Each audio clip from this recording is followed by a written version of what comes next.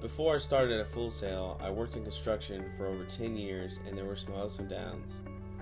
I realized fresh out of high school that it was most dangerous work, which was performed in some of the most hot and nasty environments imaginable.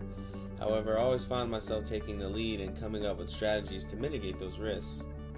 I had always thought I wanted to be a construction manager because I enjoyed working with people and wanted to be a good team leader, which is rare in construction.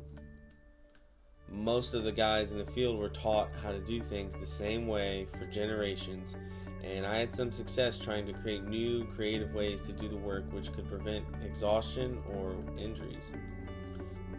But then I caught a lucky break and had the chance to become a construction manager for one of the biggest firms in America, even though I was barely computer literate and coming from the field with only high school diploma.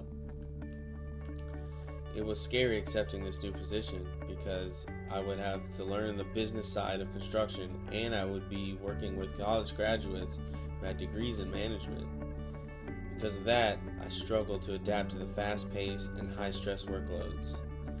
I was drowning in paperwork every week as work days were getting longer and longer, and I fell further behind keeping up with the expectations and the deadlines. Because of that, I had to find creative ways to make friends and allies who would then help me learn and get better. I found myself organizing weekend events and making customized workspace decoration trophies for my coworkers, until a close bond formed several of us into a small group which collaborated and built up each other's strengths. We called ourselves the Sunroom. Because of that, I worked my way up, and after 3 long years, I was given my own project and the opportunity to show what I could do with that responsibility. I was excited to finally maximize my potential with this new opportunity, so I made myself available to my field teams 24/7 and spent countless nights going over the labor reports and preparing to knock my first project out of the park.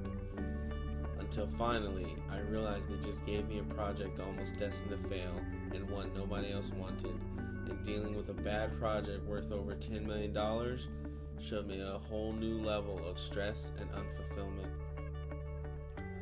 Over time, the hidden problems of this project started surfacing, and I discovered that months before I was even assigned to it, almost everyone from the foreman to the executive had tampered with the processes and hid the issues from me until they were either too expensive to fix or just entirely too late to do anything about.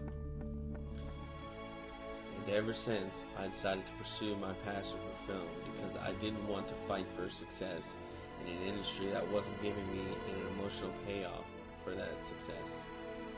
I realized too late that due to my overall lack of enthusiasm for construction, all along I was prioritizing my personal success over project success, and without a passion for the job itself, those accomplishments just felt empty.